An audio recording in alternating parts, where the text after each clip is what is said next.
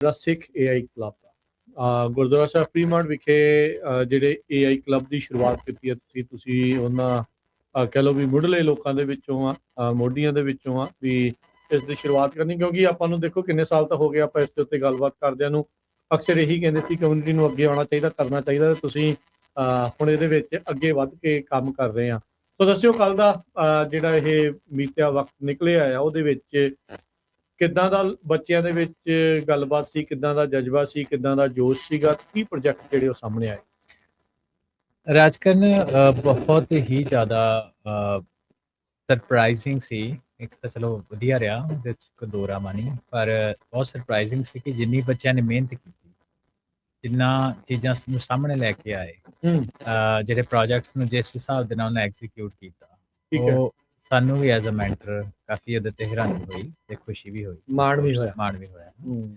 ਸੋ ਇਹ ਤਕਰੀਬਨ ਇਹੋ ਬੱਚੇ ਆ ਜਿਹੜੇ 13 ਸਾਲ ਤੋਂ ਲੈ ਕੇ ਤੇ 16-17 ਸਾਲ ਤੱਕ ਦੀ ਉਮਰ ਦੇ ਸੀ। ਉਹਨਾਂ ਨੇ ਤਕਰੀਬਨ 13 ਹਫ਼ਤੇ ਦਾ ਇਹ ਜਿਹੜਾ ਕਰਿਕੂਲਮ ਆ ਇਹਨੂੰ ਫੋਲੋ ਕੀਤਾ। ਉਹਨੂੰ ਪਹਿਲਾਂ ਆਪਾਂ ਪੁੱਛਿਆ ਸੀ ਸ਼ੁਰੂਆਤ ਦੇ ਵਿੱਚ ਕਿ ਤੁਹਾਨੂੰ ਕਿੰਨੀ ਆਰਟੀਫਿਸ਼ੀਅਲ ਇੰਟੈਲੀਜੈਂਸ ਬਾਰੇ ਪਤਾ। ਸੋ ਬੇਸਿਕਲੀ ਉਹਨਾਂ ਨੂੰ ਬੇਸਿਕ ਦੀ ਨੌਲੇਜ ਹੀ ਸੀ, ਜਿੱਦਾਂ ਐਜ਼ ਐਕਸਪੈਕਟਡ ਕਿ ਚੈਟ GPT ਥੋੜਾ ਯੂਜ਼ ਕੀਤਾ ਉਹਨਾਂ। ਚੈਟ GPT ਨੂੰ ਜਾਂ ਕਿਸੇ ਜੈਮੀਨਾਈ, ਗ੍ਰੋਕ ਜਿਹੜਾ ਵੀ ਵਰਤਦੇ ਆ ਉਹਨੂੰ ਯੂਜ਼ ਕਰਕੇ ਹੋਮਵਰਕ ਦੇ ਲਈ ਕਿਸੇ ਨੇ ਯੂਜ਼ ਕੀਤਾ, ਪ੍ਰੋਬਲਮ ਸੋਲਵਿੰਗ ਲਈ, ਕੁਐਸਚਨ ਪੁੱਛਣ ਦੇ ਲਈ, ਬਸ ਇੰਨੀ ਕੀ ਇੰਟਰੈਕਸ਼ਨ ਸੀ ਪ੍ਰੌਂਪਟ ਬੇਸ ਤੇ ਜਨਰੇਟਿਵ AI ਦੇ ਨਾਲ। ਠੀਕ ਹੈ। ਪਰ 13 ਹਫ਼ਤੇ ਤੋਂ ਬਾਅਦ ਰਾਜਕਰਨ ਜਿਹੜੇ ਪ੍ਰੋਜੈਕਟਸ ਉਹ ਸਾਹਮਣੇ ਲੈ ਕੇ ਆਏ, ਉਹਦੇ ਵਿੱਚ ਜਿਹੜੇ ਚੈਟਬੋਟਸ ਖਾਸ ਤੌਰ ਉਹਨਾਂ ਦੇ ਖੱਬੇ ਹੱਥ ਦੀ ਖੇਡ ਸੀ 13 ਹਫ਼ਤਿਆਂ ਬਾਅਦ ਹੀ, ਹੈ ਨਾ। ਚੈਟਬੋਟ ਐਂ ਬਣਾਈ ਜਾਂਦੇ? ਚੈਟਬੋਟ ਤੇ ਨਾ AI ਬੇਸ ਆਲਮੋਸਟ ਸਾਰਿਆਂ ਨੇ ਬਣਾਏ।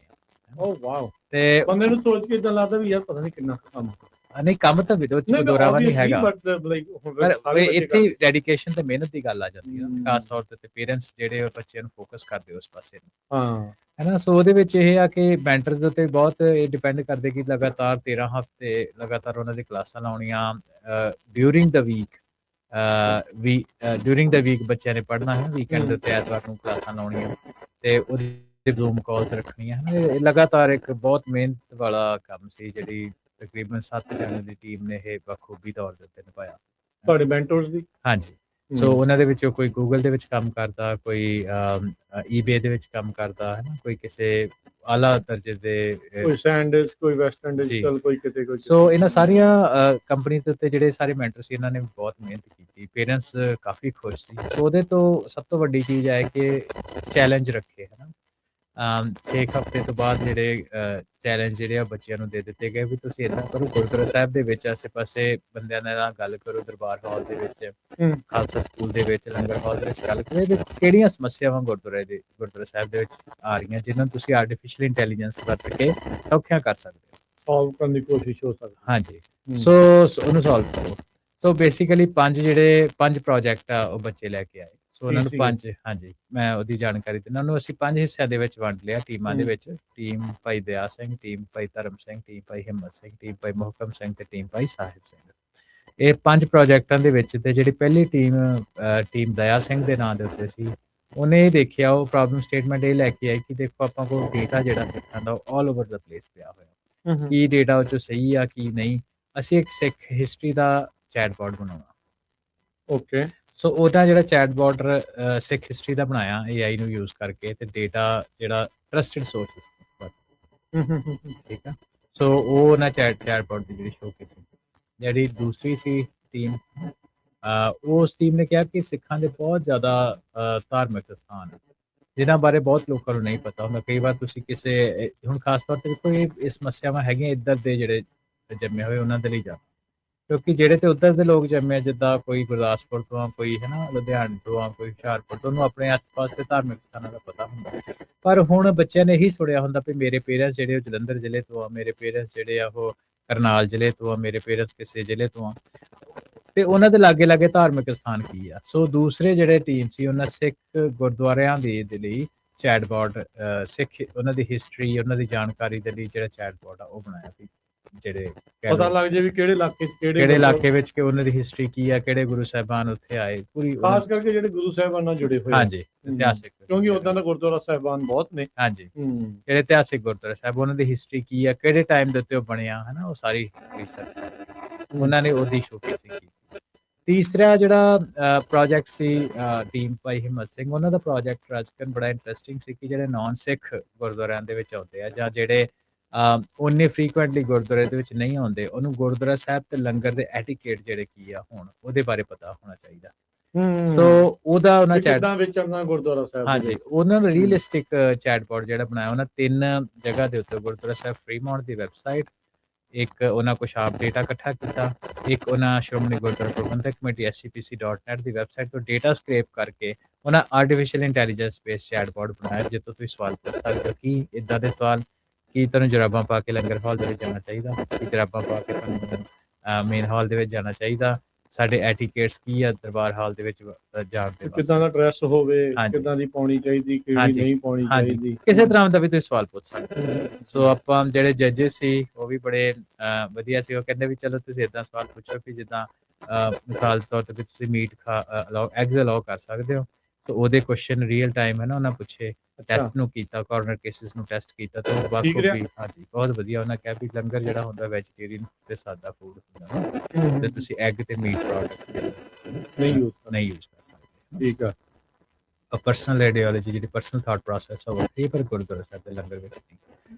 ਸੋ ਜਿਹੜਾ ਚੌਥਾ ਪ੍ਰੋਜੈਕਟ ਸੀ ਰਾਜਕਰਨ, ਉਹ ਵੀ ਕਾਫੀ ਇੰਟਰਸਟਿੰਗ ਸੀ। ਗੁਰਦੁਆਰਾ ਸਾਹਿਬ ਫਰੀਮਾਉਂਟ ਦੇ ਵਿੱਚ ਖਾਲਸਾ ਸਕੂਲ ਦੇ ਵਿੱਚ ਕੀ ਹੁੰਦਾ ਕਿ ਜਿਹੜੇ ਬੱਚਿਆਂ ਦੇ ਇੱਕ ਵੱਡੀ ਲਾਇਬ੍ਰੇਰੀ ਹੈਗੀ ਆ, ਠੀਕ ਆ। ਉਹਦੇ ਵਿੱਚ ਤੁਸੀਂ ਕੁਛ ਚਾਹੁੰਦੇ ਹੋ ਵੀ ਮੇਰੇ ਬੱਚੇ 3 ਸਾਲ ਦਾ ਜਾਂ 4 ਸਾਲ ਦਾ ਬੱਚਾ ਹੈਗਾ, ਉਹ ਬੱਚਾ ਦੇ ਲਈ ਉਸ ਜਗ੍ਹਾ ਵਿੱਚ ਕੋਈ ਕਿਤਾਬਾਂ ਹੈਗੀਆਂ ਜਾਂ ਨਹੀਂ ਹੈਗੀਆਂ, ਹੈ ਨਾ, ਲਾਇਬ੍ਰੇਰੀ ਦੇ ਰਿਲੇਟਡ ਚੈਟਬੋਟ। ਉਹਦੇ ਵਿੱਚ ਇਹ ਪੋਸੀਬਿਲਿਟੀ ਹੈਗੀ ਕਿ ਉਹ ਦੇਖ ਲੈਂਦਾ ਕਿ ਤੁਹਾਡੀ ਲਾਇਬ੍ਰੇਰੀ ਦੇ ਵਿੱਚ ਰੀਅਲ ਟਾਈਮ ਕਿਹੜੀਆਂ ਕਿਤਾਬਾਂ ਹੈਗੀਆਂ ਜਾਂ ਨਹੀਂ ਹੈਗੀਆਂ, ਕਿਹੜੀਆਂ ਚੈੱਕਡ ਆਊਟ ਉਹ ਮਾਈਨਸ ਮੰਥਲੀ ਕਰਤੀਆਂ, ਦੂਜੀ ਹਾਂਜੀ ਦੱਸਦੀਆਂ। ਇਸ ਟਾਈਮ ਤੇ ਕਿਹੜੀਆਂ ਐਗਜ਼ਿਸਟ ਕਰਦੀਆਂ। ਤੇ ਉਹ ਜਿਹੜਾ ਚੈਟਬੋਟ ਆ ਉਹ ਇੰਟਰੈਕਟਿਵ ਚੈਟਬੋਟ ਸੀ, ਤੇ ਉਹ ਚੌਥਾ ਪ੍ਰੋਜੈਕਟ ਉਹ ਸੀ। ਜਿਹੜਾ ਪੰਜਵਾਂ ਰਾਜਕਰਨ ਇੰਟਰਸਟਿੰਗ ਪ੍ਰੋਜੈਕਟ ਸੀ ਕਿ ਉਹ ਖਾਲਸਾ ਸਕੂਲ ਦੀ ਜਦੋਂ ਐਡਮਿਸ਼ਨ ਹੁੰਦੀ ਹੈ, ਸਾਨੂੰ ਪਤਾ ਕਿ ਫਰੀਮਾਉਂਟ ਖਾਲਸਾ ਸਕੂਲ ਦੇ ਵਿੱਚ 500 ਦੇ ਕਰੀਬ ਜਿਹੜੇ ਬੱਚੇ ਉਹ ਪੜ੍ਹਦੇ ਆ, ਤੇ ਪਹਿਲੇ ਕੁਛ ਜਿਹੜੇ 6 ਤੋਂ 8 ਹਫ਼ਤੇ ਹੁੰਦੇ ਆ ਐਡਮਿਸ਼ਨ ਈਅਰ ਦੇ, ਉਹ ਕਾਫੀ ਮੈਸੀ ਹੁੰਦੇ ਆ। ਬਹੁਤ ਜ਼ਿਆਦਾ ਪੇਰੈਂਟਸ ਇਦਾਂ ਦੇ ਹੁੰਦੇ, ਉਹਨਾਂ ਨੂੰ ਬੱਚਿਆਂ ਦੀ ਐਲੋਕੇਸ਼ਨ ਭਾਵੇਂ ਕਿ ਇਨਫੋਰਮੇਸ਼ਨ ਪਹੁੰਚ ਜਾਂਦੀ ਹੈ, ਫਿਰ ਵੀ ਆਫਿਸ ਦੇ ਵਿੱਚ ਰਿਡੰਡੈਂਟ ਕੁਐਸਚਨਸ ਪੁੱਛਣ ਆਉਂਦੇ ਆ। ਸੋ ਇਹਨਾਂ ਬੱਚਿਆਂ ਨੇ ਟੀਮ ਸਾਹਿਬ ਸਿੰਘ ਨੇ, ਇਹਨਾਂ ਨੇ ਬੈਕ ਐਂਡ ਦੀ ਜਿਹੜੀ ਐਡਮਿਸ਼ਨ ਫਾਈਲ ਹੈਗੀ ਆ ਉਹਦੇ ਉੱਤੇ ਸਿਕਿਉਰਿਟੀ ਲਾ ਕੇ ਤੇ ਉਹਨੂੰ WhatsApp ਦੇ ਨਾਲ ਇੰਟੀਗ੍ਰੇਟ ਕੀਤਾ।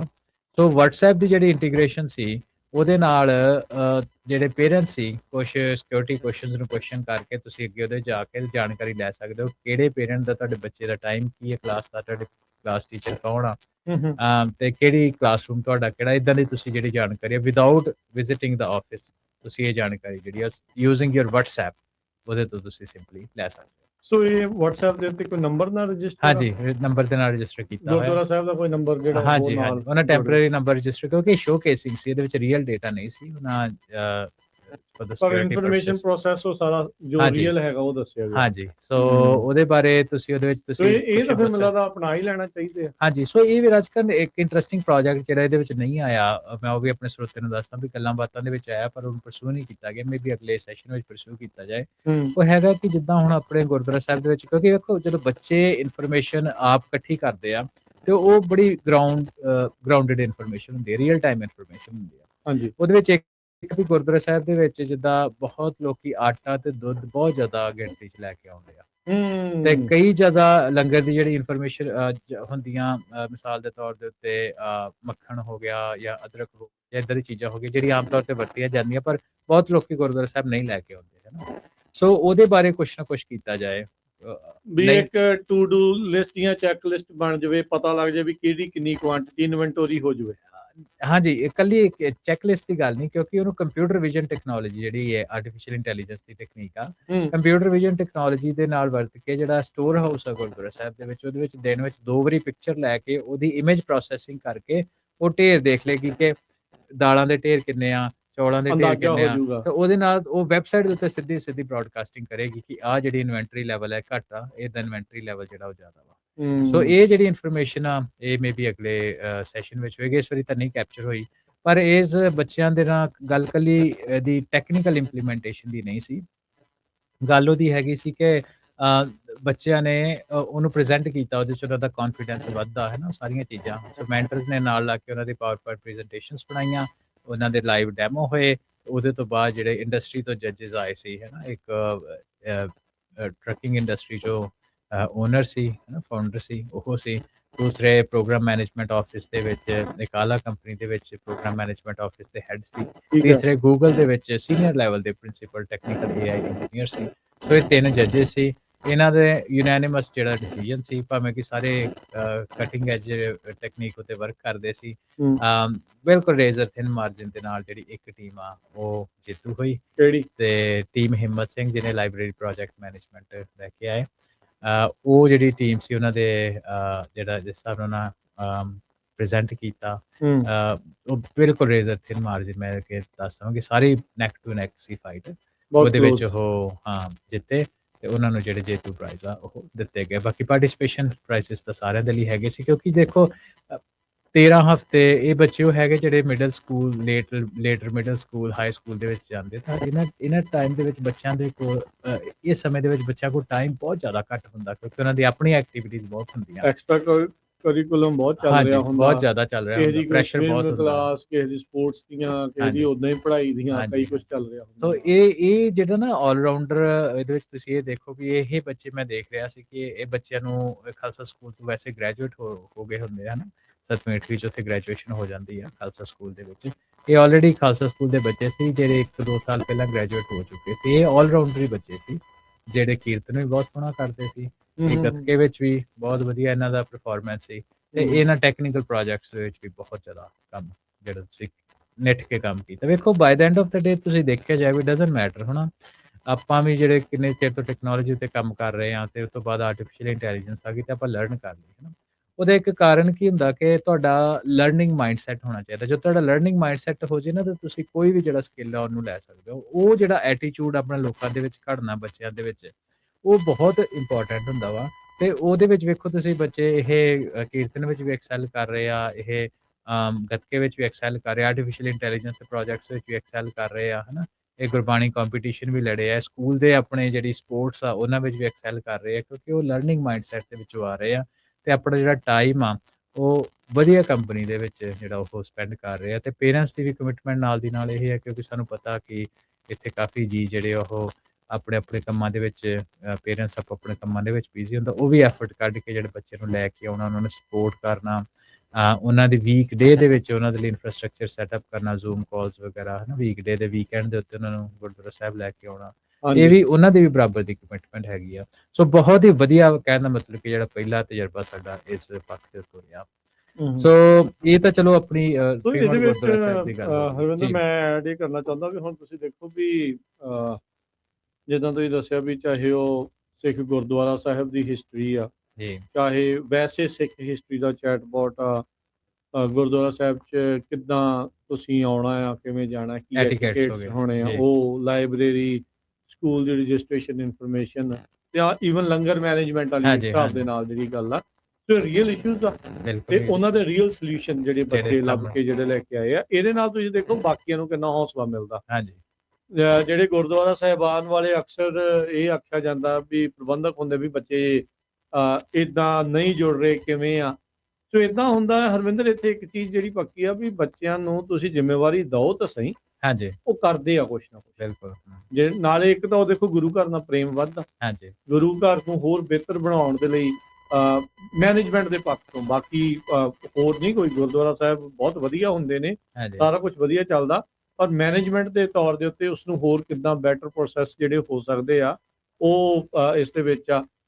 ਤੁਸੀਂ ਇਹ ਦੇਖੋ ਹਰਵਿੰਦਰ ਵੀ ਇਹ ਜਿੰਨੇ ਪ੍ਰੋਜੈਕਟ ਨੇ, ਤੁਸੀਂ ਜਿਹੜੇ ਲੋਕ ਉੱਦਾਂ ਸੁਣ ਰਹੇ ਆ ਆਪਣੇ ਬਿਜ਼ਨਸ ਦੇ ਵਿੱਚ, ਤੁਸੀਂ ਕਿੱਦਾਂ ਦੀਆਂ ਚੀਜ਼ਾਂ ਈਜ਼ੀਲੀ ਅਡਾਪਟ ਕਰ ਸਕਦੇ ਆ ਮੈਨੇਜਮੈਂਟ ਨੂੰ ਜਿਹੜਾ ਉਹ ਲੈ ਕੇ।